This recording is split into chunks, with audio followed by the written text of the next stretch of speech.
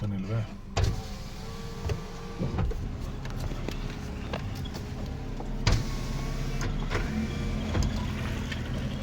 ಮೆತ್ತಗೆ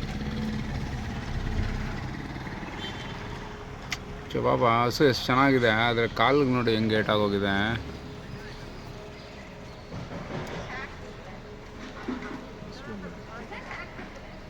ಪಾಪ ಏನು ಮಾಡ್ಕೊಂಡೆ ಕಾಲಿಗೆ? ಹಾಂ,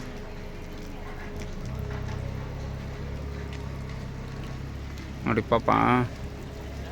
ಛೇ, ಇದು ನಮ್ಮ ಶಿವರಾಜ್ ಕುಮಾರ್ ಅವ್ರ ಮನೆ ಹತ್ರ ನೋಡ್ಬಿಟ್ಟು ಕಾಣಿಸಿದ್ದು ಅದು ಹಸು.